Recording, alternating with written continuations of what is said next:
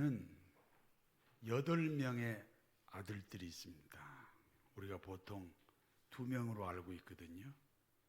그런데 8명입니다. 아브라함에게 8명의 아들들이 있으나 그 중에 상속자는 1명입니다.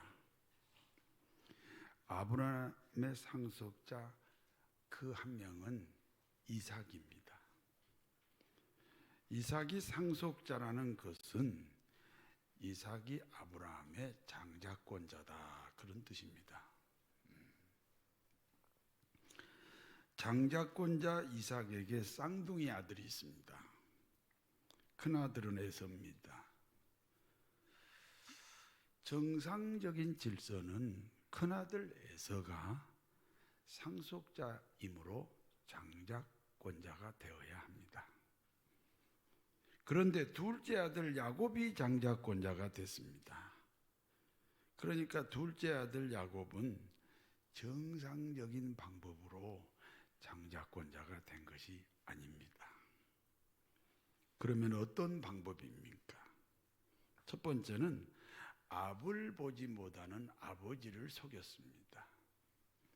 그리고 두 번째는 형님 에서를 배신해서 형님 에서가 받을 장자권을 동생 야곱이 가로챘습니다.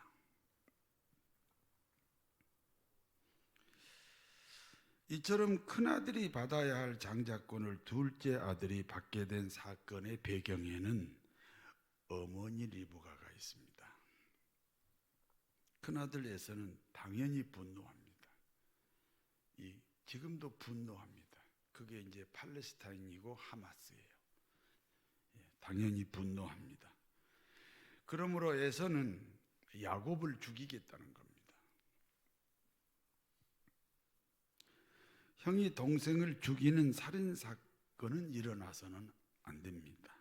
그러므로 쌍둥이 부모는 둘째 아들 야곱을 외삼촌이 살고 있는 하란으로 보냈습니다. 외삼촌 라반에게는 2딸이 있습니다. 큰 딸은 레아이고 둘째 딸은 라헬입니다. 야곱은 둘째 딸 라헬을 보자마자 첫눈에 반했습니다. 한눈에 반한 게 아닙니다. 첫눈에 반했습니다. 한눈에 반하면 애꾸눈이거든요. 첫눈에 반했습니다. 남녀가 연인으로 바뀌는 것은 3초면 충분합니다. 어떤 남녀는 10년 사귀고 결혼합니다. 그 남녀는 10년 사귀고 결혼한 것이 아닙니다. 3초 때문에 10년을 사귀다가 결혼했습니다. 담비한테 물어보면 됩니다.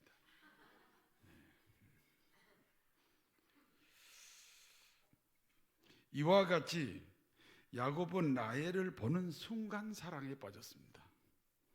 그리고 외삼촌 라반에게 이렇게 제안합니다. 외삼촌이요, 나는 라헬을 사랑합니다.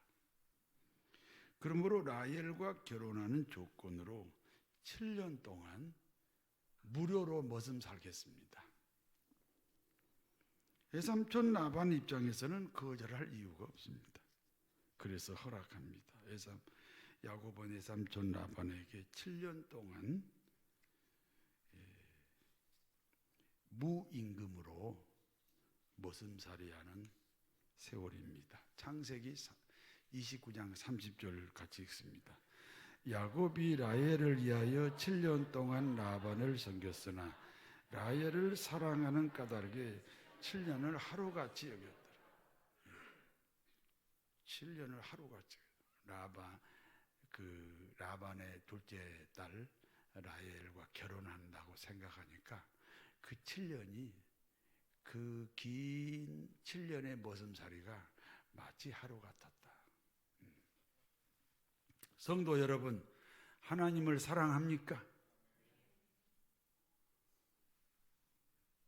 그러면 일생 동안의 신앙생활이 하루 같아야 됩니다. 손에 있는 이보다 주를 더 사랑하는가. 이슬 같은 목숨보다 주를 더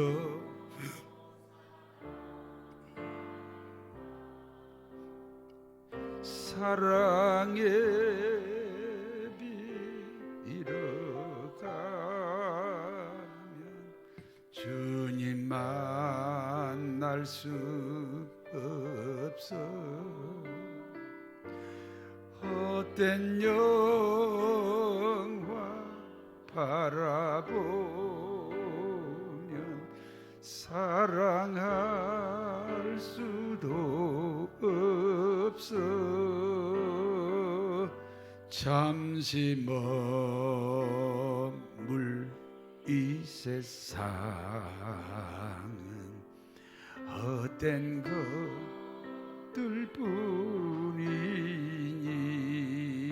것들뿐이니 주를 사랑하는 마음 금보다도 귀하다. 드디어 7년의 세월이 하루같이 지나갔습니다. 야곱 입장에서는 감격스러운 결혼입니다. 이스라엘의 결혼식은 밤에 이루어집니다. 신부는 반드시 면사포를 써야 됩니다. 모든 순서가 끝나고 깊은 밤중에 야곱과 라헬이 신방으로 들어갔습니다. 그때 라헬이 말합니다. 오빠, 야곱 오빠, 부끄러워요. 불 좀 꺼주세요. 야곱이 불을 끄고 첫날 밤을 보냈습니다. 아침입니다. 깜짝 놀란 일이 생겼습니다. 밝은 아침에 보니까 신부가 동생 라헬이 아닙니다. 언니래야 합니다. 야곱이 라헬과 결혼하기 위해서 보낸 7년 세월의 머슴살이가 물거품이 되는 순간입니다. 그래서 야곱은 외삼촌 라반에게 항의를 합니다. 외삼촌 라반의 변명입니다. 우리 고장에서는 언니를 두고 동생이 먼저 시집가지 못한다. 그러므로 우리 고장의 풍습 때문에 어쩔 수 없었다는 것입니다. 야곱은 라헬을 사랑합니다. 그래서 다시 계약을 합니다. 앞으로 7년을 더 머슴살이 하면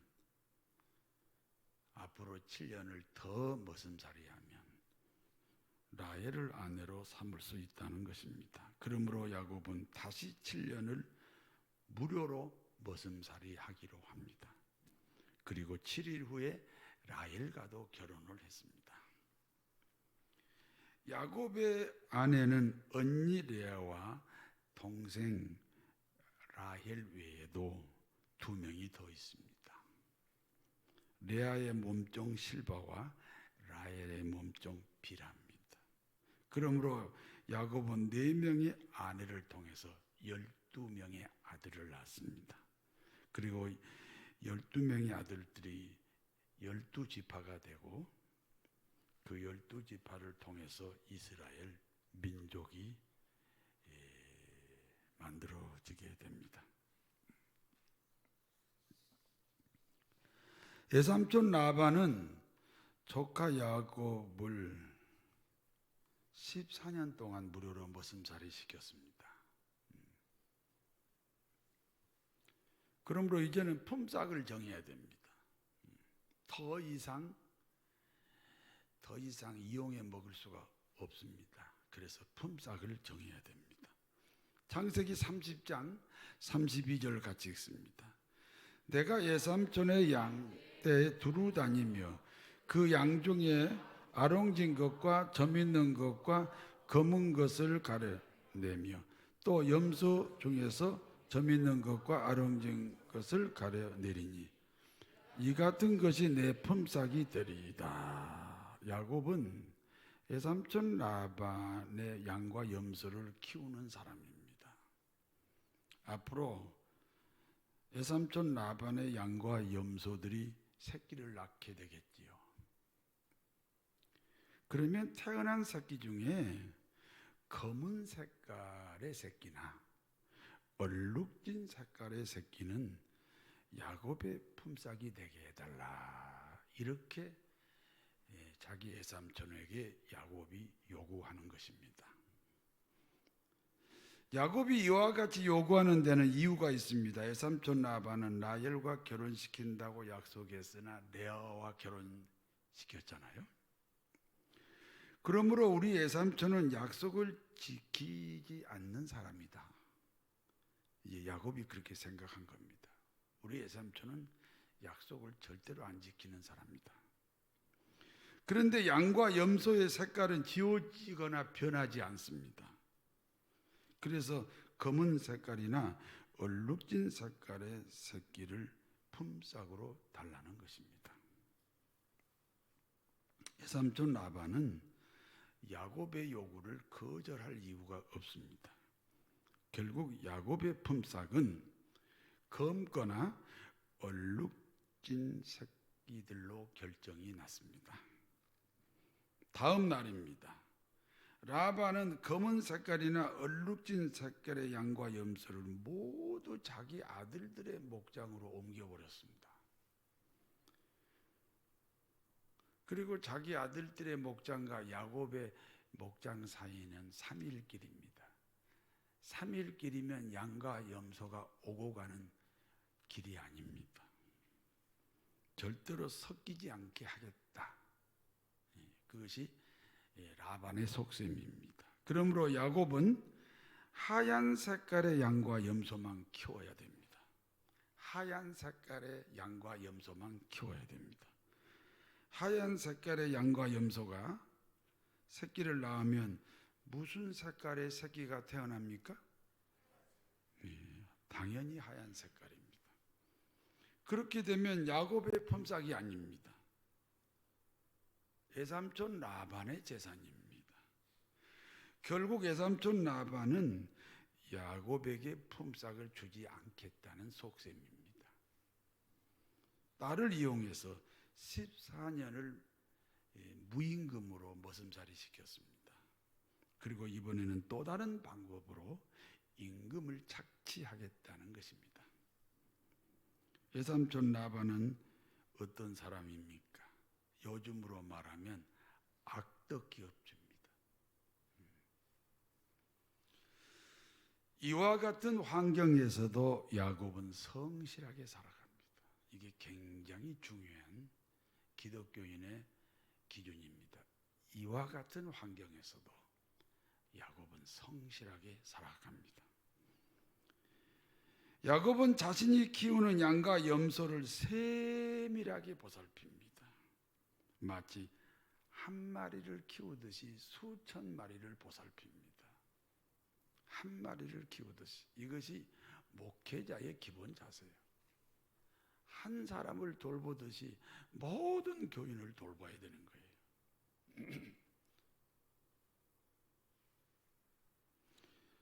그리고 버드나무와 살구나무와 신풍나무의 가지를 꺾어 그 껍질을 벗깁니다. 그리고 껍질 벗긴 나뭇가지를 개천에 세워 놓았습니다. 양과 염소들은 나뭇가지가 세워진 개천에서 물을 먹습니다. 그러면 반드시 새끼를 잉태합니다.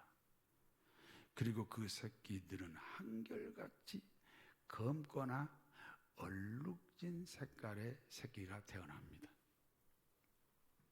그때부터 흑염소가 유명해진 거예요. 그러므로 야곱의 목장에서 태어난 양과 염소는 하얀 색깔이 없습니다. 분명히 하얀 색깔의 양과 염소만 키우는데 태어나는 새끼들은 전부 다 검거나 얼룩진 새끼만 태어난다니까요. 창세기 30장 39절을 같이 읽습니다. 가지 앞에서 새끼를 뱀으로 얼룩얼룩한 것과 점 있는 나은지라. 양이나 흰 양이나 흰 염소가 결혼하면 무슨 색깔이 나온다고요? 흰 양이죠. 흰 염소지요. 그것은 세상의 이치요 세상의 질서입니다. 그런데 야곱의 목장에서는 어떤 일이 일어났습니까? 흰 색깔의 양이나 흰 색깔의 염소가 검은 색깔이나 얼룩진 색깔을 낳았습니다. 그러므로 야곱은 시간이 지나갈수록 많은 양과 많은 염소를 소유하게 됩니다.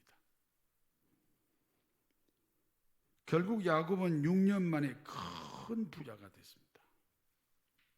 창세기 30장 43절 같이 읽습니다. 이에 그 사람이 매우 번창하여 양떼와 노비와 낙타와 나귀가 많았더라. 당시 최고의 부자는 외삼촌 라반입니다. 야곱은 당시 최고의 부자 외삼촌 라반보다 더 부자가 됐습니다. 부자끼리는 함께 살 수 없습니다. 재벌들을 보면 형제끼리 서로 고소하고 재판하고 난립니다. 야곱도 재벌 수준이고 외삼촌 라반도 재벌 수준입니다. 그래서 야곱은 외삼촌 라반을 떠나 고향으로 돌아오게 됩니다. 여기까지가 본문의 내용입니다. 이제 본문이 주는 교훈을 말씀드립니다. 야곱은 장자권자입니다. 장자권자 야곱이 하얀 색깔만의 양과 염소를 키웁니다. 그런데 검거나 얼룩진 새끼가 태어나야 이제 야곱의 품삯입니다. 하얀 색깔의 양과 하얀 색깔의 염소가 새끼를 낳으면 무슨 색깔의 새끼가 태어난다고요? 하얀색이죠. 그런데 말입니다. 흰 색깔의 양과 염소가 모두 검은색이나 얼룩진 색깔의 새끼를 낳았다는 겁니다. 내가 이게 이상해서 어떤 생물학자한테 물어보니까 그럴 수 있다네요.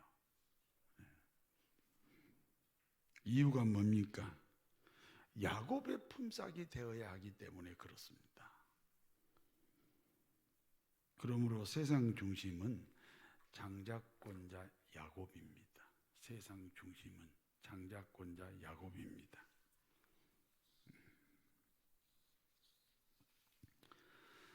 장자권자란 무엇입니까? 지난 시간에 이어서 지금 시리즈로 말씀드립니다. 장자권이란 무엇입니까? 장자권자란 무엇입니까? 따라서 그리스도인이라는 신분입니다. 어떻게 하면 그리스도인이라는 신분이 됩니까?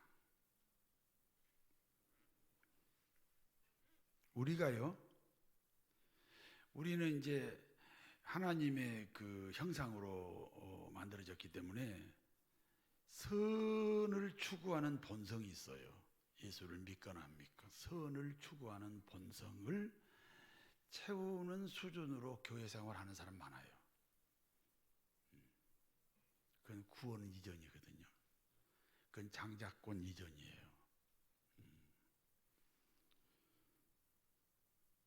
어떻게 하면 장자권자가 될 수 있습니까? 어떻게 하면 기독교인이 될 수 있습니까? 모든 사람은 죄인입니다. 로마서 3장 23절입니다. 모든 사람이 죄를 범하였으며 하나님의 영광에 이르지 못하더라. 죄는 하나님과 단절을 의미합니다. 불신자들의 죄의 기준은 부도덕이고 비윤리적이지요. 그런데 우리 신자들의 죄의 기준, 죄의 뿌리는요, 하나님과 단절이에요. 선하게 살아도 하나님과 단절이면 죄인이에요. 이해가 되시면 아멘 하세요. 그러니까 모든 사람이 죄인이라는 것은 모든 사람이 하나님과 단절되어 있습니다. 하나님은 영원하십니다. 인간이 영원하신 하나님과 단절되었으니까 인간은 영원해요? 영원하지 않아요? 영원하지 않습니다. 영원하지 않다는 다른 말은 끝이 있다는 뜻이고, 끝이 있다는 또 다른 말은 죽음이 있다는 것입니다. 그러므로 인간이 받아야 할 죄의 값은 죽음입니다. 로마서 6장 23절입니다. 죄의 싹은 사망이요. 제가 이렇게 시작했어요? 아니요. 잘못한 거예요. 죄의 싹은 사망이요. 하나님의 은사는 그리스도 우리 주 안에 있는 영생이니라. 그런데 말입니다. 하나님이신 예수님이 인간으로 오셔서 인간의 죄값으로 십자가에 죽었습니다. 우리가 죄인이고 죄값이 죽음인데 그 죄값의 죽음을 예수님이 대신 짊어지셨습니다. 베드로전서 3장 18절입니다. 그리스도께서 단번에 우리 죄를 위하여 죽으사 의인으로서 불의한 자를 대신했다. 이는 우리를 하나님 앞으로 인도하려 하심이라. 예수님을 마음에 받아들여야 됩니다. 계시록 3장 20절입니다. 볼지어다 내가 문 밖에 서서 너희 마음의 문을 두드린다. 누구든지 내 음성을 듣고 마음의 문을 열면 내가 그에게로 들어가 그로 더불어 먹고 그는 나로 더불어 먹으리라. 이 시간 예수님을 마음에 영접합니다. 그러면 예수님과 내가 하나가 되잖아요. 그러면 예수님의 죽음이 하나 됐으니까 예수님의 죽음이 자신의 죽음이 되어 주님과 함께 죽습니다. 왜 죽어야 합니까? 죄값이 사망이라니까요. 예수님이 죽어야 되는 게 아니에요. 내가 죽어야 돼. 내 죄값을 내가 치러야 돼. 그러니까 예수님과 하나 됐으니까 이제 예수님의 죽음이 내 죽음이 됐습니다. 죄값을 치른 거예요. 예수님은 죽으시고 3일 만에 다시 부활하셨습니다. 예수님과 함께 죽었기 때문에 예수님이 살아나실 때 같이 살아난 거예요. 죄값을 치른 이후에 다시 살아났으니까 죽음이 없어요. 그래서 영생을 얻었다고 하는 거예요. 이와 같은 신앙 고백을 하십니까? 쉽지만 어려워요. 자신이 죄인이라는 고백을 해야 되는데 그 출발이 없으면 그 신앙 고백이 어려워요. 이와 같은 신앙 고백을 했으면 구원받은 사람이에요. 장자권자라는 거예요. 장자권에 대한 그 강의하는 사람 많아요. 제가 말하는 이 장자권이 성경적인 장자권이에요. 그러므로 우리 모두는 야곱과 같은 장자권자예요. 신앙 고백했으니까. 누구와 같은 장자권자요? 야곱과 같은 장자권자입니다. 우리가 사는 시대는 어떤 시대입니까? 불경기 시대예요. 앞으로 호경기는 절대로 없어요. 문명이 발달할수록 소비가 많아지거든요. 옛날에 무슨 여름에 휴가를 갔어요. 지금은요, 휴가를요, 제주도로 안 가요. 외국으로 가야 돼요. 남이 가니까 나도 가야 돼요. 그러니까 소비가 많아지잖아요. 그러니까 소비가 많아지니까 개인적으로는 빈곤해져요. 불경기가 계속 이어진다는 겁니다. 다시 말씀드립니다. 야곱이 하얀 색깔의 양과 염소만 키우면서 색깔 있는 새끼가 태어나야 야곱의 품삯이 되는 그와 같은 시대가 우리가 살고 있는 시대예요. 그런데 말입니다. 장자권자는 불경기와 관계 없습니다.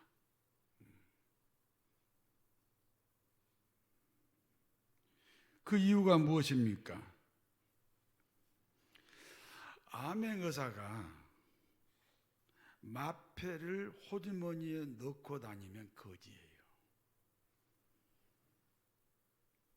그 마패를 끄집어내서 흔들어야 산천초목이 떨고 춘향이를 살릴 수가 있습니다. 그와 같이 장자권을 가지고만 있으면 소용이 없어요. 가지고만 있으면 천국은 가겠지요. 그러나 축복이 없어요.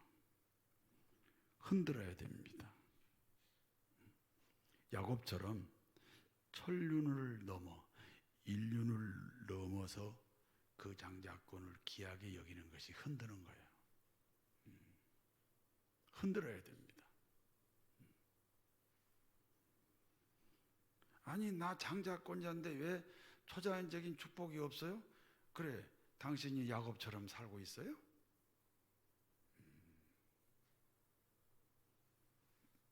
12월이면 교회 안에 어떤 소리가 들리는지 아십니까? 안 돼요, 안 돼. 못해요, 못해. 내가 안 돼요, 안 돼요, 못해요, 못해. 그런 가사로 누가 노래를 불렀는지 이렇게 들어가 보니까 엄청나게 많더라고. 그 중에 대표적인 사람이 김상배더라고. 안 돼요, 안 돼. 못해요, 못해. 그건 유행가 가사지요. 교회는 그런 말 하면 안 돼요. 찬송가는 들리지 않고 유행가 소리만 들리면 안 됩니다. 장자권을 소홀히 여기면 예수님의 죽음을 소홀히 여기는 거예요. 형님 에서는 도덕적으로 윤리적으로 흠이 없는 사람입니다. 그런데 무엇이 문제입니까? 장자권자면서 장자권은 지키지 못했어요. 예수님의 죽음을 소홀히 여긴 행동이에요. 그래서 하나님이 미워하셨습니다. 동생 야곱은 도덕적으로 윤리적으로 흠이 없습니다. 장자권을 얻기 아버지 속이고, 동생 야곱은 내가 뭐라고 그랬어요? 도덕적으로 윤리적으로 흠이 많습니다. 장자권을 얻기 아버지 속이고 형님을 배신했습니다. 그러나 하나님은 야곱을 사랑했습니다. 이유가 뭡니까? 장자권을 귀하게 여겼습니다. 다시 말해서 예수님의 죽음을 귀하게 여겼어요. 하나님은요, 자기 아들을 죽였는데 우리가 기독교인이 그걸 귀하게 안 여기면 하나님이 얼마나 분통이 터지겠어요. 분통이 터지겠어요. 그게 애서란 말이에요. 그걸 귀하게 여기는 사람이 야곱이라는 거예요. 우리 기독교는요, 도덕이나 윤리에 빠져가지고요, 복음이 없어요.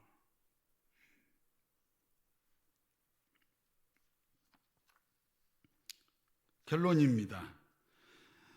야곱은 천륜보다 인륜보다 장자권을 더 귀하게 여겼습니다.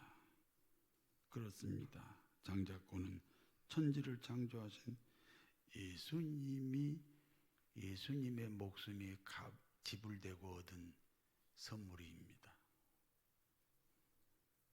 이해가 되십니까? 그러므로 야곱이 되면 야곱의 복이 있습니다. 초자연적인 축복입니다. 사랑하는 성도 여러분은 야곱이 되심으로 야곱의 복으로 풍성하시기를 진심으로 축원합니다. 전능하신 하나님,